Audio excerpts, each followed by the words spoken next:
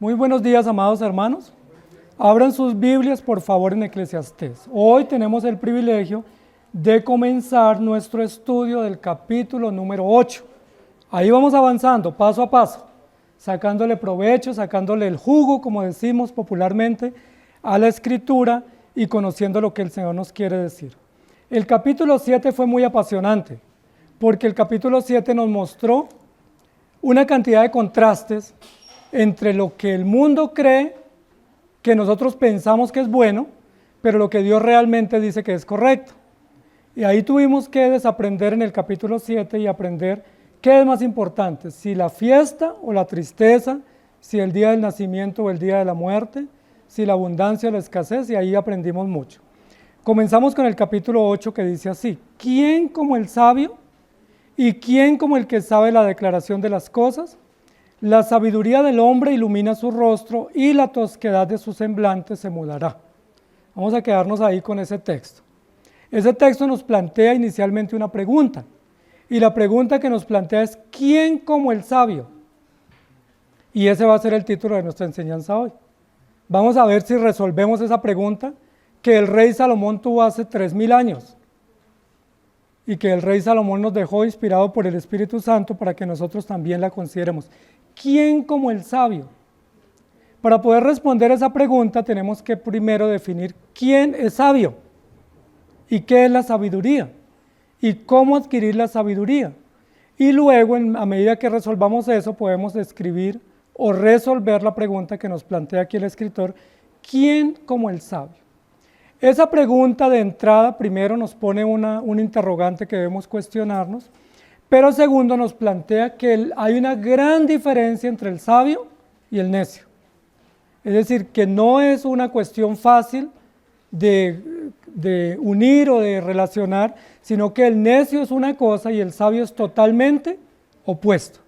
Eso es importante que lo entendamos, porque a veces nos pareciera que el necio y el sabio es como igual, ¿sí? Y es probable que lleguemos a pensar eso, como que no hay mucha diferencia, y como que no valdría mucho la pena marcar la diferencia, pero con esta pregunta ya se plantea una diferencia bien clara.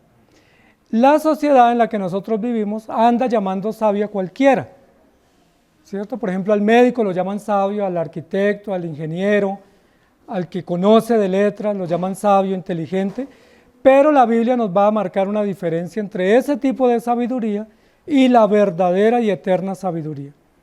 El Señor Jesucristo y la misma Escritura en varios lugares nos plantea que no todos los que se dicen ser sabios son sabios.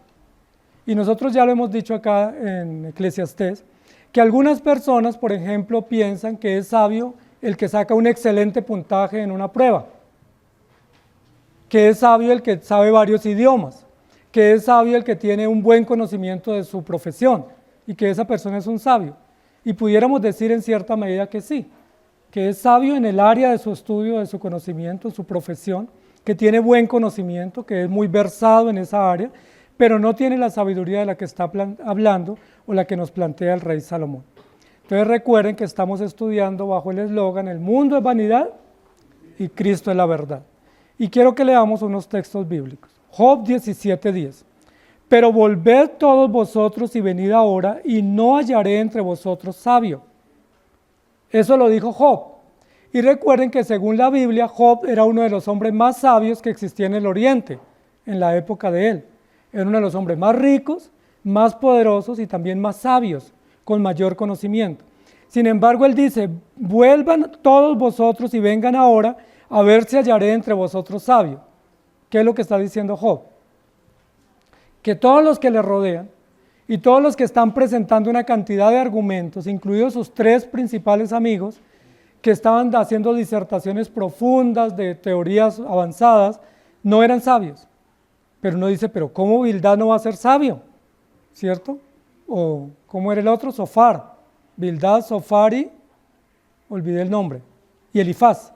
¿Cómo estos 3 hombres no eran sabios si elaboran unos discursos profundos? Unas teorías muy profundas, con argumentos, con razones y con evidencias. Sin embargo, Job dice: vaya y busquen a ver si encuentran un sabio, porque no he encontrado ninguno. Es decir, todos los argumentos que presentaron sus 3 grandes amigos eran muy profundos, tenían mucho conocimiento, pero carecían de sabiduría. ¿De cuál sabiduría carecían? De la que dice Proverbios 1:7. El principio de la sabiduría es el temor al Señor. Romanos 1:22. El apóstol Pablo, también un hombre muy elocuente, un gran predicador, un hombre conocedor de mucho de la cultura y tenía varios idiomas, dijo lo siguiente: profesando ser sabios se hicieron necios. ¿Y a quiénes estaba describiendo? Al mundo griego. Recuerden que los griegos eran hábiles en acumular conocimiento. Dice la Biblia y la historia que los griegos iban de cualquier escenario a escenario a adquirir conocimiento. Y recuerden que había un lugar privilegiado para los griegos en Atenas que se llamaba el Areópago, que era como la cuna del conocimiento. Era como un auditorio público donde iban las personas a hacer exposiciones de conocimiento y a ser aplaudidos.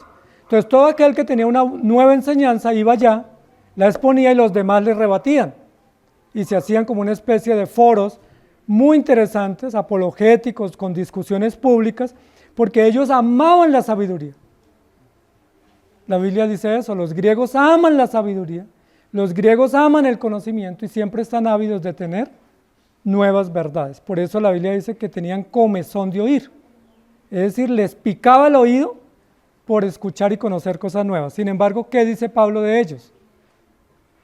Profesando ser sabios, se hicieron necios. Entonces la conclusión es: ¿eran sabios o no? Nunca fueron sabios, siempre fueron necios con información, necios con teorías.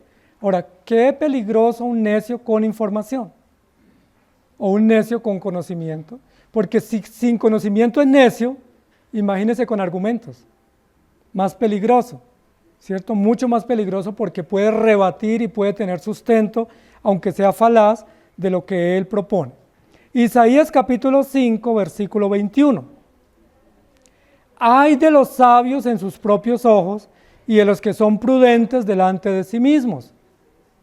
Un lamento, una queja profunda que expone el profeta Isaías, diciendo: ay de los que se creen sabios a sí mismos. Es decir, de los que sacan pecho y dicen: yo sé, y yo conozco, y yo soy sabio.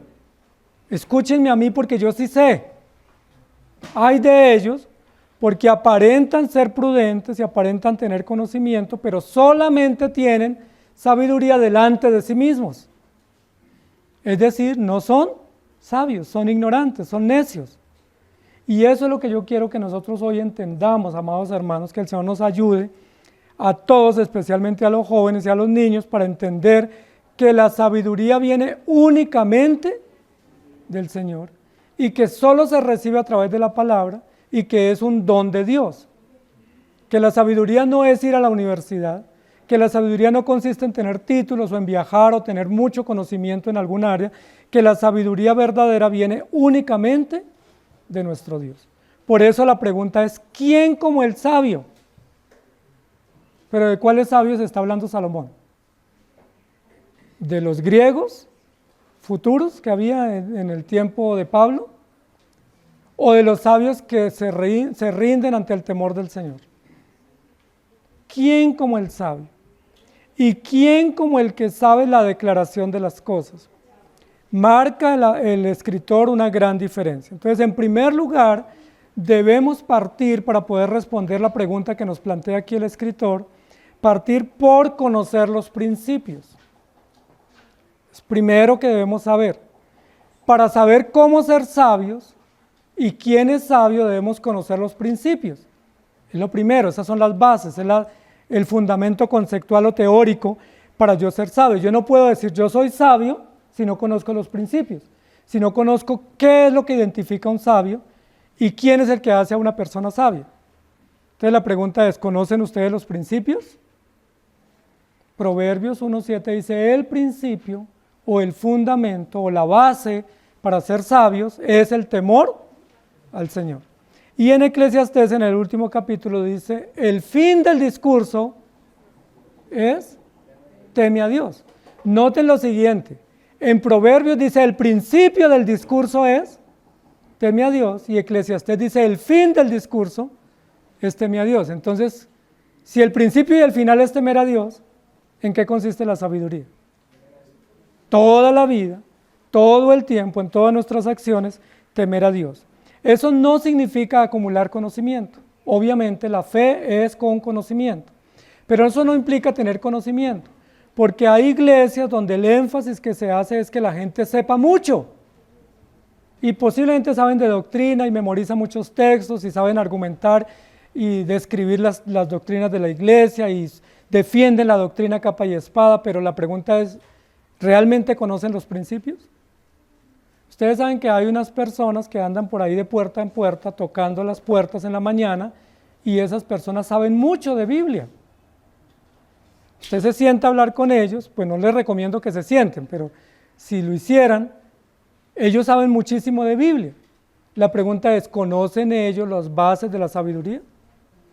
¿Entienden ellos con conocimiento de causa los principios de la verdadera sabiduría? Ellos tienen conocimiento, ellos tienen argumentos, ellos tienen información, pero no tienen los principios de la sabiduría. Entonces, rápidamente vamos a mencionar algunos de los principios de la sabiduría. Entonces, según Proverbios 1, el principio de la sabiduría es el temor, es decir, el respeto, la reverencia, la admiración y la sujeción o sumisión a nuestro Dios. Ese es el principio. Otro principio de la sabiduría es, como dice el mismo texto, creer y confiar en nuestro Dios, en el Señor. Es decir, quien no crea en Cristo, por eso los que salen golpeando en las mañanas las puertas no tienen sabiduría, porque ellos niegan a Cristo. Ellos presentan un Cristo creado o un Cristo natural o humano, pero no un Cristo eterno. Es decir, ellos no tienen la verdadera sabiduría, porque la sabiduría verdadera consiste en tener los principios claros y es que Jesucristo es nuestro Señor y Salvador. Recuerden que hay un texto en la Biblia donde dice, el que cree en Cristo, como dice la Escritura, de su interior correrán ríos de agua viva. No dice el que cree en Cristo a su manera, sino como dice, es decir, de la forma correcta, como lo dice la Escritura y como lo hemos estado estudiando. La Biblia también nos dice que un principio de la sabiduría verdadera es que la sabiduría verdadera es celestial, es decir, viene del cielo. Es distinta a la sabiduría que el apóstol Pablo menciona, que la califica como terrenal. ¿Sí recuerdan? Hay sí una diferencia entre la sabiduría celestial y la sabiduría terrenal. Pero esa sabiduría terrenal el apóstol Pablo la califica un poco más osado, la califica como una sabiduría diabólica. Incluso dice que es una sabiduría animal. Imagínense. Es decir, hace unos juicios de valor muy osados que probablemente si nosotros los hacemos en público ante los griegos, atenienses o los epicúreos que existen hoy en día, posiblemente nos censuran. Porque él lo que dice es la sabiduría que ustedes tienen es una sabiduría animal. Les dijo, ustedes son casi animales, irracionales, ignorantes, aunque ellos se preciaban de mucho conocimiento, y dice es una sabiduría diabólica porque no viene de Dios. Aunque Dios la da por el conocimiento, no es la sabiduría que salva y la sabiduría que perdura. Recuerden que la sabiduría verdadera produce vida, y ese es un principio de la sabiduría verdadera. Produce vida, no produce orgullo. Normalmente las personas que saben se sienten orgullosas, ¿cierto? Pero el sabio no puede sentirse orgulloso porque el sabio sabe que esa sabiduría viene de Dios. Y recuerden que la sabiduría que viene de Dios es una sabiduría que recibimos por gracia. El sabio académico, ¿cuánto tiene que pagar para tener sabiduría? Pues si quiere ser más sabio, tiene que ir a una buena universidad. Y si es una buena universidad, le cuesta mucho. Esas universidades se reservan el derecho de admisión. Pero el sabio, según Dios, no tiene que pagar nada. Porque dice la Biblia que de gracia recibimos y damos de gracia. Entonces, ¿quién como el sabio que tiene temor, que cree en Cristo, que tiene sabiduría como un don de Dios y que sabe que esa sabiduría es distinta a la sabiduría que el mundo ofrece? Isaías 55, 8 y 9 dice así, porque mis pensamientos no son vuestros pensamientos, ni vuestros caminos mis caminos, dijo Jehová. Como son más altos los cielos que la tierra, así son mis caminos más altos que vuestros caminos, y mis pensamientos más que vuestros pensamientos. Este es un texto del profeta Isaías para marcar diferencia, para que entendamos que no podemos confundir la sabiduría humana con la sabiduría divina. Amados hermanos, es muy fácil confundir. Con frecuencia pensamos que citar textos o frases de Platón o Sócrates o Aristóteles es parecido a si estuviéramos citando la Biblia, y no es igual. Porque la sabiduría de Dios es eterna y es divina, y la sabiduría del hombre es pasajera y sujeta a validación. Los hombres de la historia humana han dejado conocimiento y un legado importante, pero ese conocimiento no es perfecto, ni es sabio, ni es eterno. Es conocimiento para la vida, pero no para la vida eterna. ¿Me hago entender? Si usted va a la universidad, ya va a hablar, todo el tiempo va a estudiar de muchos pensadores, sí, de grandes hombres con grandes aportes que han hecho, posiblemente muy útiles para la humanidad. Pero nunca podemos poner a la par ese conocimiento con el conocimiento que Dios nos da a través de su palabra. Ese es un cuidado que debemos tener. Nunca podemos pensar que Sócrates fue tan inteligente como Pablo cuando escribió o como Salomón cuando escribió. ¿Sí me hago entender? Nunca podemos pensar que los grandes aportantes teóricos de nuestra profesión fueron tan sabios cuando muchos de ellos negaron a Dios y vivieron vidas desordenadas. Por el contrario, fueron hombres valiosos, pero necios. Hombres con conocimiento, pero con conocimiento terrenal y temporal. Porque mis pensamientos, dice Jehová, no son. Recuerden que la sabiduría se construye con conocimiento. Y Dios dice, yo construyo una sabiduría que viene del cielo, no comparable con el conocimiento que ustedes tienen o con el conocimiento que ustedes producen, porque mis pensamientos y mis caminos son más altos. Noten siempre los superlativos que usa la Escritura para hacer una gran diferencia. ¿Quién como el sabio? Es decir, está por encima siempre el sabio del necio, y mis pensamientos son mucho más altos que los vuestros. Números 11:29. Y Moisés respondió, ¿tienes tus celos por mí? Ojalá todo el pueblo de Jehová fuese profeta y que Jehová pusiera su espíritu sobre ellos. Aquí hay una situación, no sé si recuerdan la historia. ¿Sí? Recuerda que algunos profetizaron y que cuando se estuvieron a la puerta del tabernáculo, algunos de los príncipes del pueblo y de los jefes de familia profetizaron, y entonces algunos se quejaron. Dijeron, pero ¿cómo así que están profetizando? No pueden, está prohibido. ¿Y recuerdan lo que respondió Moisés? Este texto, ¿tienes tus celos por mí o por ellos? Ojalá todo el pueblo profetizase y que Jehová pusiera su espíritu sobre todos ellos. Ese ejemplo de esa actitud celosa, un poco sectaria de estos hombres, intentando aparentemente defender a Moisés, realmente lo que muestra es que ellos eran necios. Porque ¿qué hace la necedad? ¿Qué hace la sabiduría necia? Compite. El necio siempre compite. O al necio le gusta que le pongan un consultorio al lado del que uno tiene. Apenas le ponen un negocio, un consultorio al lado, ¿qué dice? No me sirve, no me conviene, hay que sacar ese negocio, hay que alejar a esa persona porque me quita mi negocio. El sabio no está preocupado si hay competencia o no, porque el sabio sabe que la provisión viene de Dios. Puede haber mucha competencia, pero mi sueldo, mi sustento, mi provisión viene de Dios. Y aquí es lo más crítico, porque en este ejemplo hay una competencia por asuntos espirituales. Ahora, ¿qué tal que nosotros nos pongamos celosos porque alguien traje otro a la iglesia, o porque alguien tiene un resultado en la iglesia, o porque tiene un don que yo no tengo? ¿Debiera existir esa competencia? ¿Debiéramos estar celosos porque alguien dirigió y yo no dirigí, el otro predicó y yo no prediqué? ¿Ustedes qué opinan? ¿Debiera existir esos celos? Si yo tengo esos celos, ¿qué es lo que estoy manifestando? Necedad, torpeza, porque yo lo que estoy diciendo es que yo soy más que el otro y que no se fijan en mí y que yo realmente valgo más que la otra persona, y eso es necedad, eso no es sabiduría. La sabiduría más bien se humilla y agradece y es simple, porque la sabiduría es sencilla. ¿Qué mejor que otros quieran predicar? O sea, ¿qué mejor que otros digan, pastor, yo también quiero predicar, o ancianos, yo también quiero enseñar o predicar? ¿No sería eso más valioso? ¿No sería mucho más agradable que en la iglesia todos quisieran servir, todos quisieran predicar, todos quisieran enseñar, todos quisieran apoyar? O sea, no hay exclusividad del servicio en la iglesia, porque ese es un don de Dios. Leamos Números 12:3.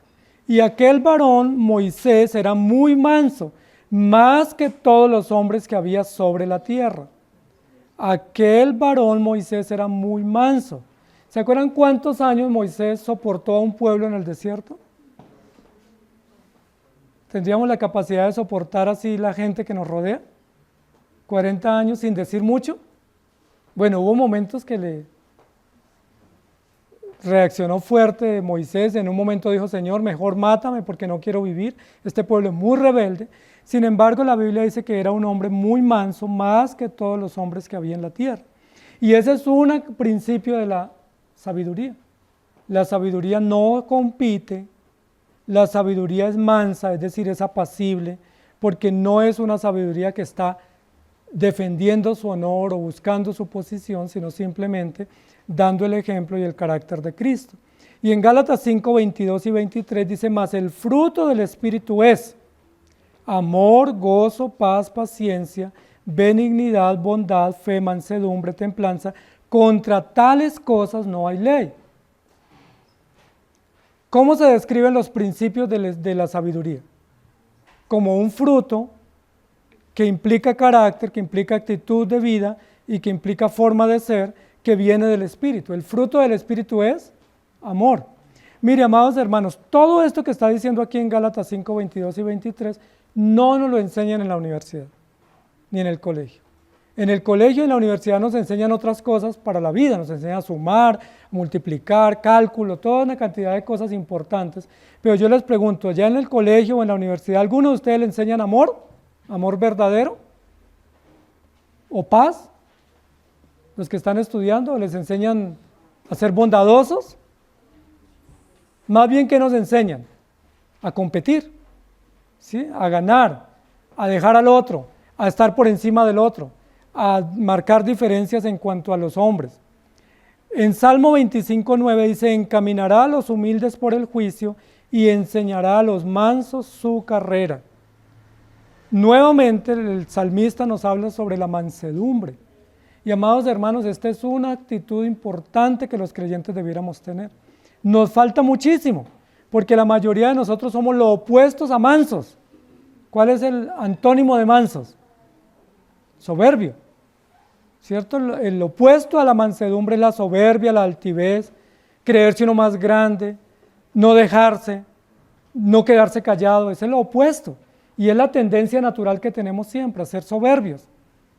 Nos dicen algo y reaccionamos inmediato, incluso reaccionamos antes.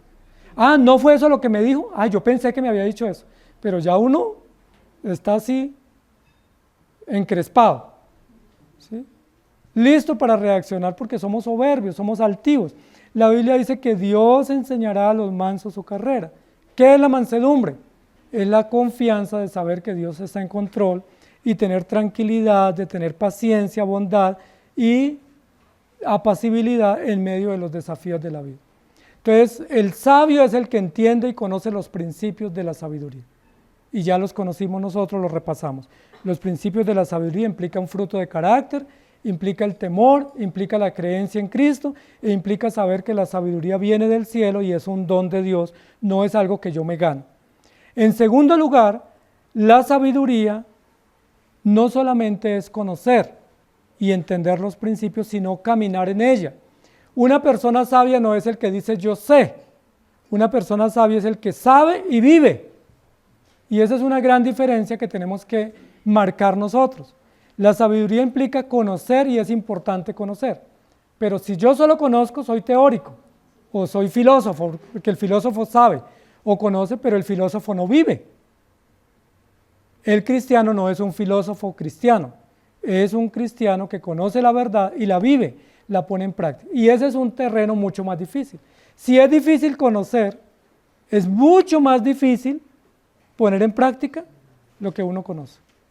¿Cuántas veces se nos ha enseñado una y otra vez la verdad o los principios y nosotros los pasamos por alto? A veces decimos en el momento, sí, yo lo tengo que poner en práctica, pero cuando salimos de acá o llegamos a nuestra casa ya nos olvidamos. ¿Les pasa o me pasa solo a mí? Nos pasa a todos, ¿cierto? Que decimos, eso que yo escuché es bueno y lo necesito aplicar, pero apenas salimos, me ocupo de tantas cosas, de tantos quehaceres, y rápidamente olvido qué era lo que yo tenía que aplicar y termino siguiendo por lo mismo. Y eso nos pasa con frecuencia. Entonces, sabiduría es conocer la verdad, conocer los principios, pero sabiduría también es caminar de acuerdo a esos principios, es decir, ponerlos por obra, porque no nos sirve conocerlos si no los ponemos por obra, o si los ponemos por obra de manera contraria o inversa. Y les voy a poner un ejemplo que la Biblia reitera una y otra vez que es conocido, y es el ejemplo de los fariseos. ¿Se acuerdan de los fariseos? ¿Son amigos de algunos o no? ¿O nosotros mismos lo somos? Pero los fariseos eran muy queridos en la época de Jesús. De hecho, fue Jesús el que los desenmascaró, porque ellos eran los más apreciados en la sociedad judía del momento en el primer siglo, en Palestina. Eran tan apreciados por varias razones. Primero, eran los más conocedores de la ley. Eran los más estrictos conocedores de la ley. Eran los que daban cátedra pública de la ley de Moisés y nadie les rebatía. Eran expertos, eran unos teóricos excelentes, unos argumentadores y defensores de las causas de Moisés. Increíble. Aparentemente eran los más fieles cumplidores de la ley. Eran los más meticulosos. Eran cuidadosos al dedillo de que ellos pudieran cumplir la ley. Dice la tradición que incluso como decía la ley de Moisés que no debían hacer obra alguna el domingo, entonces los fariseos se habían inventado que solo podían caminar ciertos metros o ciertos pasos. Y pongamos un ejemplo, solo podían caminar 100 pasos el domingo o el sábado, que era el día que guardaban los judíos. Solo podían caminar 100 pasos, pero si ellos iban a la iglesia y tenían que caminar 500, entonces ¿cómo hacían? Entonces caminaban 99, se sentaban, descansaban y luego caminaban otros 99 y así llegaban y no infringían la ley. Increíble, ¿cierto? Eran terribles, eran pillos, pero eran tan meticulosos que toda la gente decía, uy, guau, excelente, qué buen judío. Cumplidores al dedillo o al milímetro de la ley de Moisés. La pregunta es, ¿realmente cumplían la ley? ¿Realmente obedecían la ley como Jesús le enseñó a Moisés mismo, como fue dada públicamente? ¿Eran realmente unos hombres cuidadosos de vivir justa y santamente o no? Recuerden que nadie los había podido desenmascarar, ellos eran admirados, por eso ocupaban los primeros lugares en las sinagogas. ¿Para qué los ocupaban? Para ellos ser los que tomaban la palabra y los que siempre exponían. Pero ¿qué dijo Jesús de ellos? ¿Recuerdan cuál fue uno de los estribillos más comunes como Jesús los expuso? Hipócritas. Hipócritas, no hipócritas por lo que decían, sino hipócritas por lo que no hacían. Dice, se visten espléndidamente, hacían largas oraciones, dan diezmo de todo, pero ¿cómo estaba su corazón? Recuerda que Jesús dio un ejemplo, dice, parecen bóvedas o lápidas. ¿Sí? Parecen un cementerio, ¿cierto? Que uno va a esos cementerios, hay unos pabellones en los cementerios que son de los ricos, y uno se enamora de esos pabellones, ¿cierto?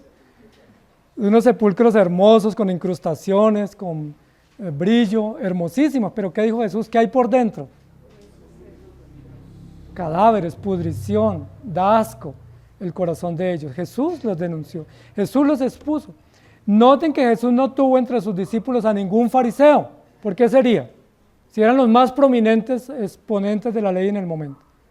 ¿Por qué Jesús prefirió asociarse con pescadores y con pobres de Galilea y Nazaret? La mayoría de los discípulos eran de Galilea. ¿Por qué Jesús lo hizo?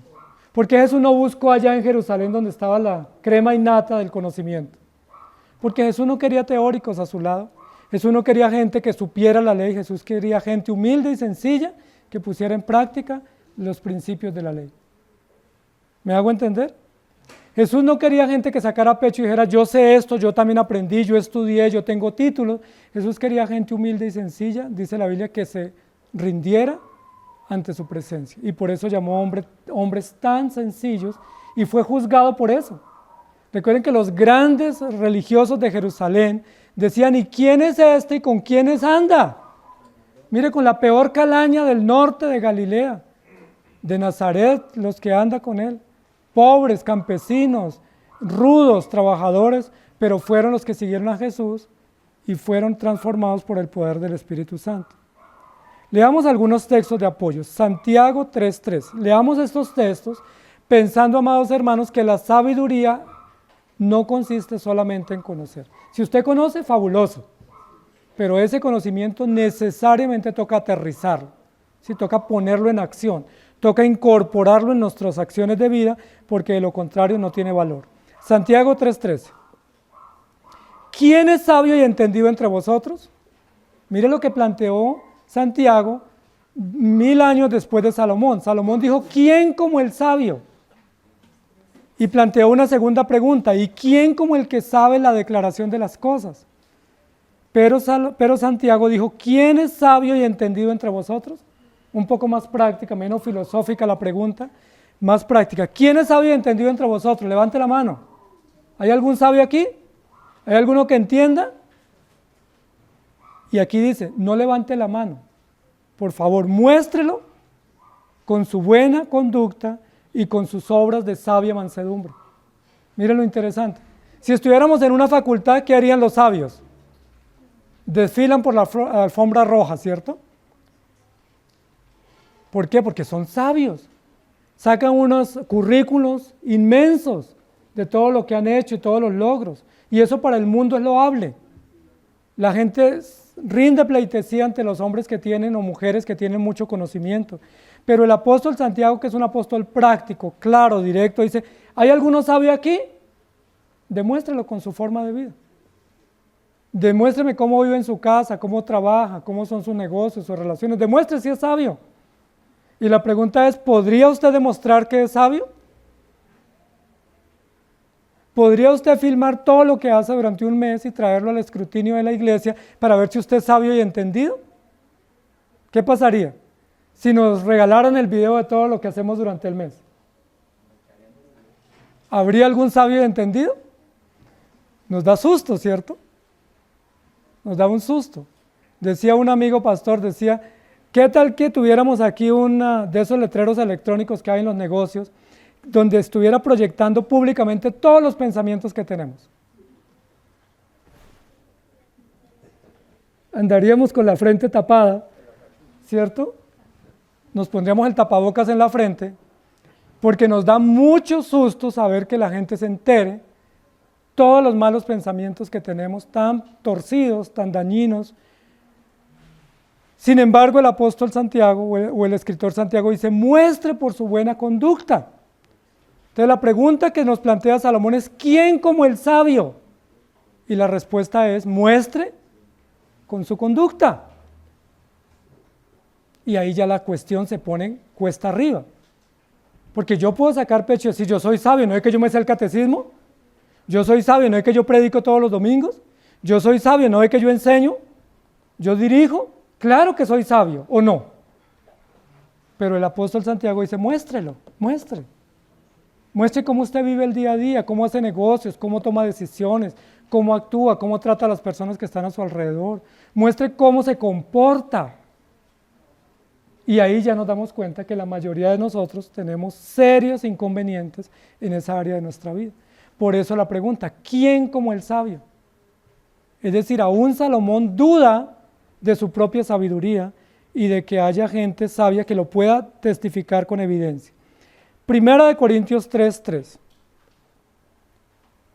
Porque aún sois carnales. Pareciera que está hablando de la iglesia en Usaquén, el apóstol Pablo. Parece como una visión anticipada hace 2000 años, donde está viendo a la iglesia acá en la IPBR y está describiéndonos, ¿cierto?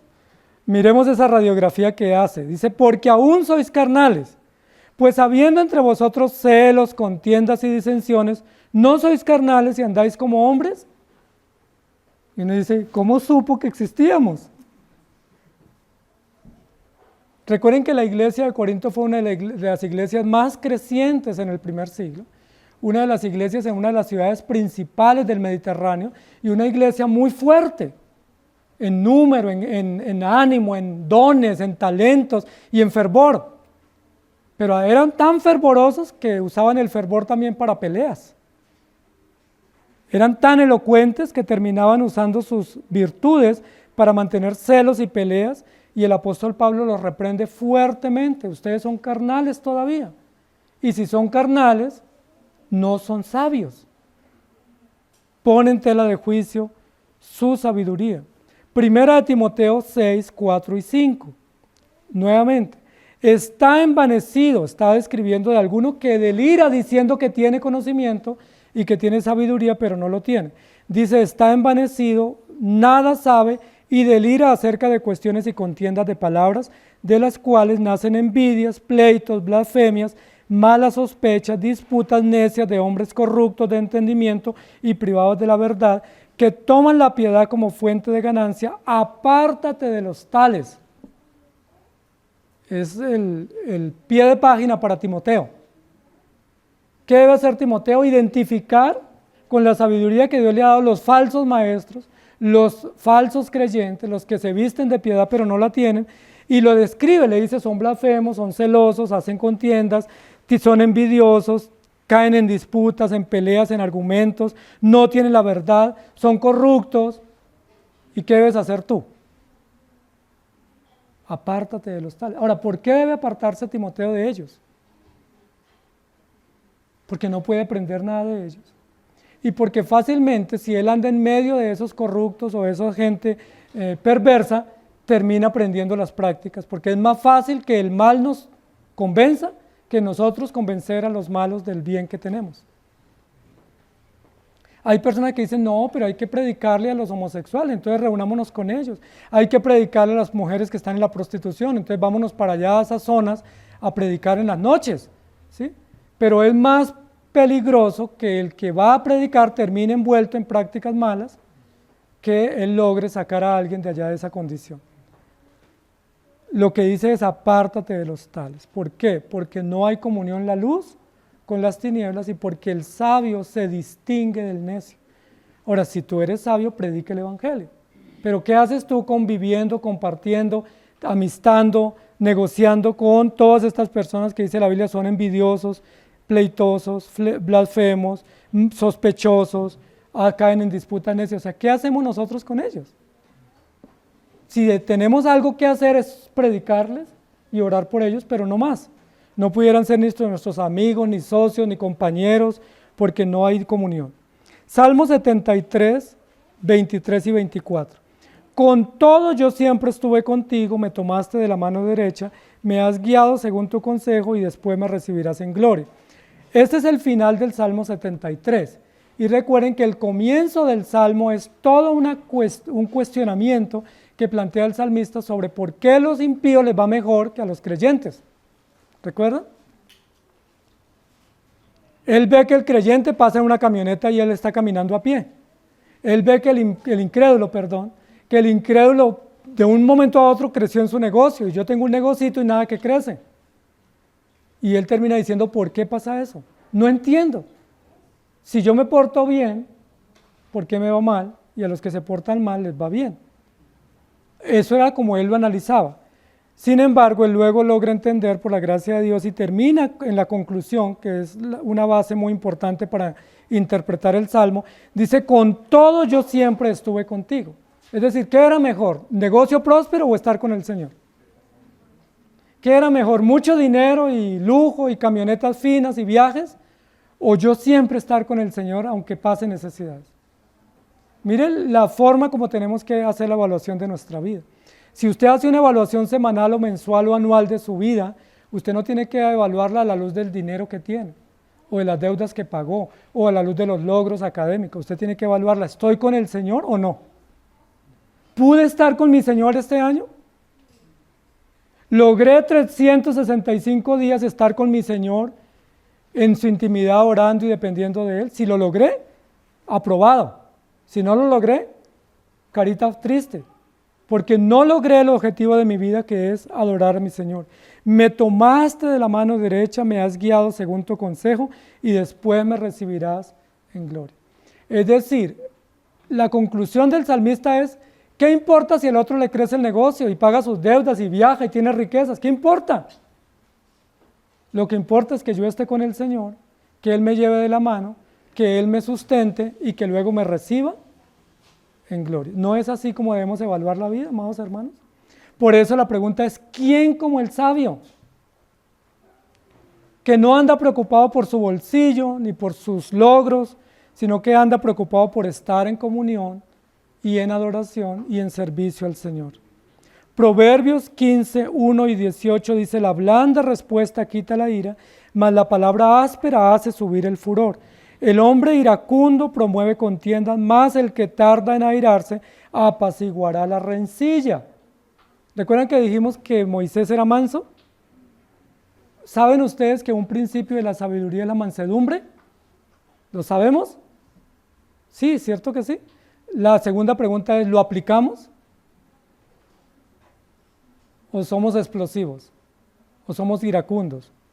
Dice la Biblia, la blanda respuesta quita la ira. Ese texto me lo enseñó mi madre desde que yo era un niño. La blanda respuesta quita la ira, más la palabra áspera hace subir el furor. Amados hermanos, una característica de la sabiduría aplicada es ser mansos, ser apacibles, ser tranquilos, no ser reactivos, como dicen hoy, no ser impulsivos.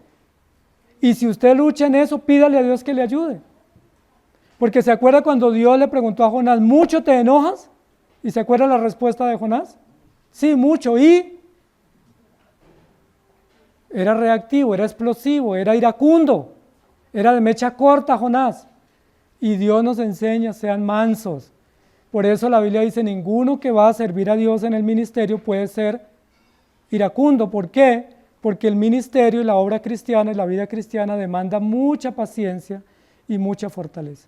Y los que somos padres sabemos que una de las formas en las cuales debemos ser formados los padres es en paciencia. Porque a veces los hijos los queremos regalar, ¿cierto? Y nadie se hace cargo. A veces los hijos nos sacan la paciencia. ¿Y qué necesitamos los padres? Todos los días, Señor, dame paciencia, porque si yo obro mal, reacciono mal, puedo echar a perder lo que se ha logrado hasta aquí. Paciencia, la blanda respuesta quita la ira. El hombre iracundo promueve contiendas. No seamos personas que promueven contiendas, porque el que promueve contiendas no es sabio, es necio. Segunda de Timoteo 2:22, porque el siervo del Señor no debe ser contencioso, sino amable para con todos, apto para enseñar, sufrido. Recuerden que fue una de las áreas en las cuales Dios tuvo que tratar fuertemente a Pedro, porque Pedro era impulsivo. ¿Y se acuerdan los hermanos de los hijos de Zebedeo? ¿Cómo eran? ¿Se acuerdan cuál era el sobrenombre de los hijos de Zebedeo? Los hijos del trueno, es decir, los explosivos. Sí, los iracundos, los que no se aguantaban nada. Los hijos de Zebedeo eran pescadores expertos, pero su forma de reaccionar era terrible. Jesús, ¿qué hizo con ellos? Trabajó con ellos, obró en sus corazones. Al final vamos a tener un Pedro maduro. ¿Se acuerdan a Pedro en las cartas diciendo, hijitos míos, trátense bien, ámense de verdad? Y Juan al final, ¿recuerdan cómo escribía? Ámense unos a otros porque el amor es de Dios. ¿Cómo aprendió Juan y Pedro a ser mansos, siendo que eran tan intemperantes o tan impulsivos? Por el poder del Evangelio. ¿Quién como el sabio? ¿Quién sabe toda la declaración de las cosas? Y en Santiago 3:14 dice, pero si tenéis celos amargos y contención en vuestro corazón, no jactéis ni mintáis contra la verdad. Noten, amados hermanos, otra vez el tema de los celos. El tema de los celos es un tema gravísimo en el corazón de un creyente, que a veces no lo hemos trabajado bien. Pero recuerden que por celos Caín mató a Abel. Por celos, recuerden que por celos Saúl intentó muchas veces matar a David. Los celos son terribles. ¿Y quién ve los celos? Yo no sé si ustedes son celosos. Ustedes no saben si yo soy celoso. Pero ¿quién sí sabe? Dios y ustedes saben si son celosos. Los celos son una cosa dañina que perjudica y causa amargura. Dice la Biblia, no sea que nazca y crezca una raíz de amargura y contamine. Y los celos son contaminantes, dañinos. Y aquí dice otra vez, si tienen celos amargos y contención, no se jacten de eso, pidan a Dios que les ayude. A veces los más grandes celos surgen entre hermanos en la casa. Y los más grandes celos surgen entre hermanos en la iglesia. Celos unos de otros. ¿Y por qué celos, amados hermanos? ¿Por qué tener celos? Si es Dios el que llama, es Dios el que capacita, es Dios el que envía, es Dios el que da. ¿Por qué celos? Debiéramos estar agradecidos de que Dios llame. Yo siempre oro y les digo a ustedes, oremos que Dios llame pastores, maestros, ancianos, pero es necesario. Y no tener celos nadie de nadie, porque Dios a cada uno le da dones como Él quiso. Mateo 11, 28 y 29. Venid a mí todos los que estáis trabajados y cargados, y yo os haré descansar. Llevad mi yugo sobre vosotros y aprended de mí, que soy manso y humilde de corazón, y hallaréis descanso para vuestras almas. Descanso para el alma. Noten esa expresión porque ahora la vamos a retomar. El texto de Eclesiastés 8.1 termina diciendo, la sabiduría del hombre ilumina el rostro. Ustedes saben que hoy en día venden productos cosméticos para iluminar el rostro, ¿cierto? De esos que yo uso. Por eso me veo tan brillante, tan radiante. Es fácil ir a cualquier centro cosmético y uno compra un producto para iluminar, para aclarar el rostro. Aquí dice cuál es el cosmético para nosotros tener el rostro iluminado o para aclarar el rostro y para quitar la tosquedad del semblante, es decir, esa piel áspera, arrugada, fea, que da mal ambiente o mal aspecto. Dice, ¿saben cómo se quita eso? ¿Ustedes cómo quieren tener? ¿Un rostro tosco, áspero, seco? ¿O quieren tener un semblante agradable, iluminado, brillante, atractivo? ¿Cómo quiere ser su aspecto? Cuando se miran al espejo, ¿cómo se quieren ver? Pues yo me quiero ver bien, ¿sí? Yo me quiero ver con un rostro agradable, una piel tersa, suave, agradable y no áspera, no arrugada, no quebrada. Mire que acá dice el salmista eso, este es un consejo de belleza, para los que les gusta la belleza. La sabiduría ilumina el rostro y le quita la tosquedad al semblante. Mire, aquí hay una fórmula de belleza de la eterna juventud. Tome nota porque ahí está la receta, ¿sí? Puede hacerse 1000 mascarillas, pero si usted es un necio, ¿cómo se va a ver? Áspero, feo, ¿sí? El ambiente, lo que usted transmite es rabia, ofuscamiento, frustración, inquina, celos, amargura. Y uno ve personas amargadas solamente con la mirada, lo miran feo a uno y uno no sabe por qué. Uno se encuentra en la calle personas con un aspecto y un semblante feo, no porque sean feas de rostro, sino porque su aspecto, su actitud, su semblante no es agradable. Mire lo que dice la Biblia acá, muchos viven así. ¿Quiénes? Los necios. Los necios tienen su rostro tosco y sus palabras rudas y ásperas. Reaccionan así con torpeza y con rudeza porque no tienen sabiduría. Sin embargo, al sabio se le ilumina el rostro. Debiéramos tomar como práctica todos los días, darnos un buen retoque de sabiduría divina, ¿sí? Con la lectura, la meditación, la oración, porque eso hace que el rostro se vea agradable, que el rostro se vea atractivo, se vea agradable, como leímos anteriormente en el texto que dice, hallaréis descanso para vuestras almas. Yo me puedo maquillar todo lo que quiera, pero si mi corazón está sin Dios, no hay esperanza, no hay gozo, no hay gratitud, mi vida es áspera y respondo así con torpeza y con asperidad porque no tengo el Evangelio. Pero si tengo a Cristo, voy a tener un rostro diferente, fresco, agradable. Incluso la Biblia dice lo siguiente en el Salmo 103, rejuvenecerá, Salmo 103.5, dice, el que sacia de bien tu boca, de modo que te rejuvenezcas como el águila. Y está en concordancia con lo que dijo el rey Salomón. Aquel que tiene la sabiduría grabada en su corazón, su rostro resplandece.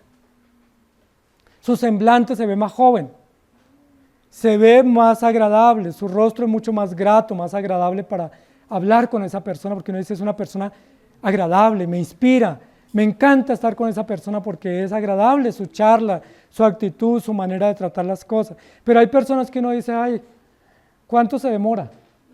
¿Sí? Porque no es agradable hablar o verlos o charlar, porque no tienen gracia. La Biblia dice, el que tiene gracia es agradable y su rostro ilumina. Y quisiera que mencionáramos un poco ese tema, Porque en el Salmo 103 dice que Dios nos rejuvenece como el águila. Algunos piensan que es que no vamos a envejecer, y no es cierto, el envejecimiento es un proceso natural, todos estamos envejeciendo, pero en medio del envejecimiento y en medio de los desgastes naturales por las pruebas, las circunstancias y las presiones tan duras que vivimos, ¿qué hace el Espíritu Santo?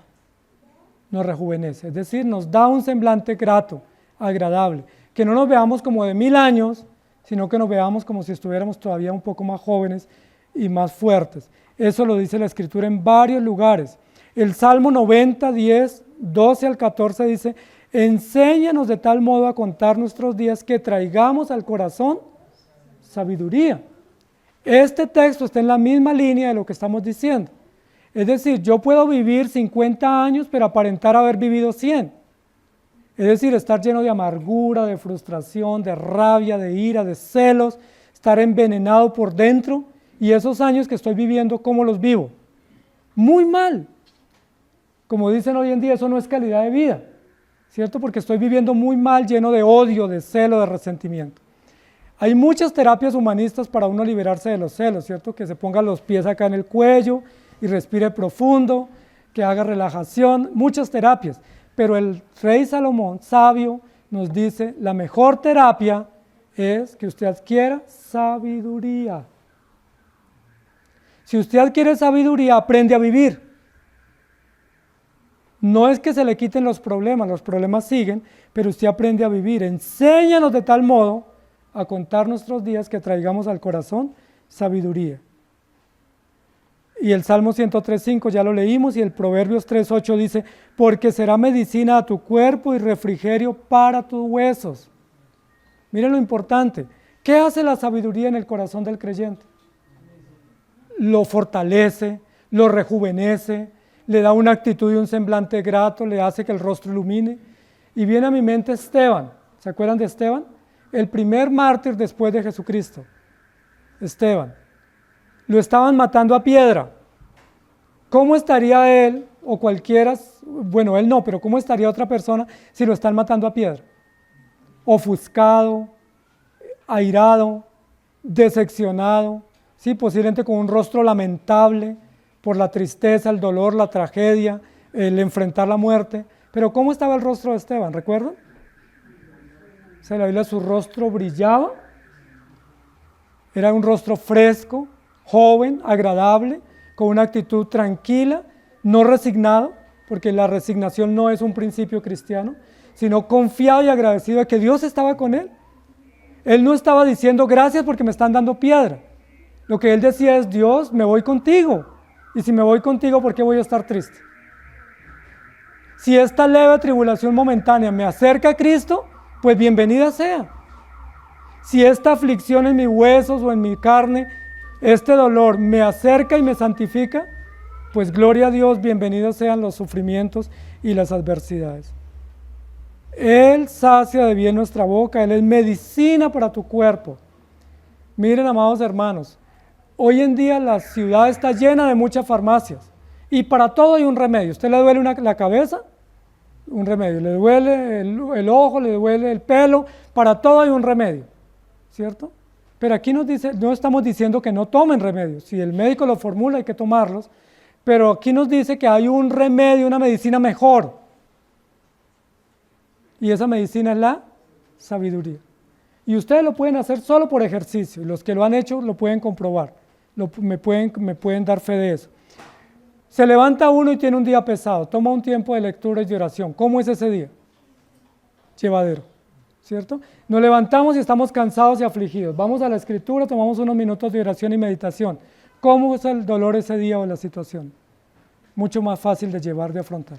Pero estamos muy cargados, ofuscados. Si salimos corriendo al trabajo y no leemos ni oramos, ¿cómo nos va ese día?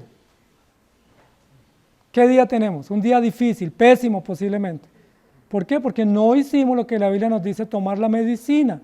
Será medicina a tu cuerpo y como refrigerio para tus huesos. La Biblia nos muestra el apóstol Pablo. El apóstol Pablo, según los historiadores, fue uno de los hombres en el Nuevo Testamento que más sufrió en su cuerpo. tenía enfermedades crónicas según los médicos, tenía enfermedades terribles, fue azotado, fue perseguido, tenía grandes limitaciones, cárceles, naufragios. Sin embargo, ¿qué dice el apóstol Pablo en Filipenses? Estad siempre gozosos, orad sin cesar. Por nada estéis afanosos. Y uno dice, pues claro, pues si lo tenía todo, ¿por qué se afana? No, Pablo no tenía todo, tenía que rebuscar su sustento, tenía que enfrentar serias adversidades, pero él nos dio un modelo y es: estén siempre gozosos y alegres. Isaías 66:14, y veréis y se alegrará vuestro corazón y vuestros huesos reverdecerán como la hierba. Y la mano de Jehová para con sus siervos será conocida y se enojará contra sus enemigos. Se alegrará vuestro corazón y vuestros huesos reverdecerán. Eso es lo que está diciendo acá el rey Salomón. La sabiduría del hombre ilumina su rostro y aleja la tosquedad de su semblante. La sabiduría que viene de Dios rejuvenece nuestro cuerpo y hace que nuestros huesos reverdezcan. Amados hermanos, eso es una promesa maravillosa. Esos son principios de vida, pero no de vida común, sino de vida en Cristo y de poder confiar en el Señor. ¿Cuántas veces nos sentimos sin fuerzas? Es muy frecuente que tengamos desalientos, desánimos, que sentamos que no podemos, pero el Señor nos dice: diga el débil, fuerte soy, y fortalezcas en el Señor. Levántese, tome un tiempo de oración, de lectura, y tome fuerza y vigor, y siga adelante y se dará cuenta cómo Dios le fortalece sus huesos. Hay veces donde queremos echar todo por el piso, todo, lo más preciado, pero en ese momento, justo allí es cuando tenemos que ir al Señor y tomar la medicina para nuestros huesos y decirle: Señor, dame sabiduría, dame valor, dame vigor, y seguimos como una lechuga fresquitos. ¿Estamos de acuerdo? ¿No les ha pasado así? O a veces pensamos que no queremos ir a la iglesia, vamos así como a media máquina y el Señor nos da una buena dosis, ¿cierto? Y nos levanta y nos dice: hay que seguir adelante, no te desanimes, largo camino te resta, yo soy tu Señor, soy tu sustentador, yo te rejuvenezco como el águila. Es decir, el sabio no debe tener el rostro tosco. Mírense al espejo a ver cómo están. Santiago nos dice que nos miremos al espejo, ¿se acuerdan? Al espejo de la palabra, y que nos demos cuenta cómo estemos y corrijamos. El creyente, el sabio, debe tener su rostro iluminado, su rostro brillante, su rostro fresco, joven, no por sí mismo, sino por lo que Dios hace en nosotros y por la forma como Él nos ayuda y nos sustenta. ¿Quién como el sabio? ¿Ya tiene la respuesta? Es decir, no nos podemos comparar con el necio porque nosotros somos distintos. No nos podemos comparar con el impío porque Dios nos ha dado valores y principios distintos. ¿Y quién como el que sabe la declaración de las cosas? Es decir, ¿quién como el que ya sabe la verdad, ya la conoce y la cree y debe vivirla? La sabiduría del hombre ilumina su rostro y la tosquedad de su semblante se mudará.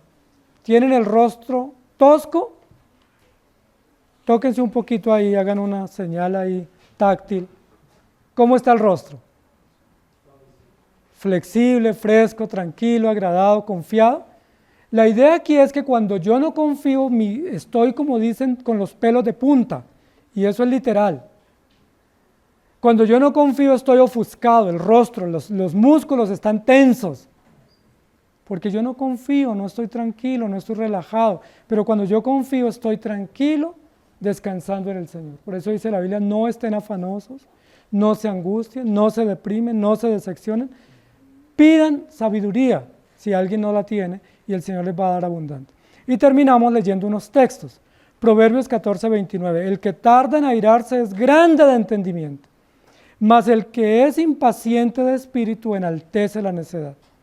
¿Entre cuáles están ustedes? ¿Tardo para airarse o el que se aira rápido?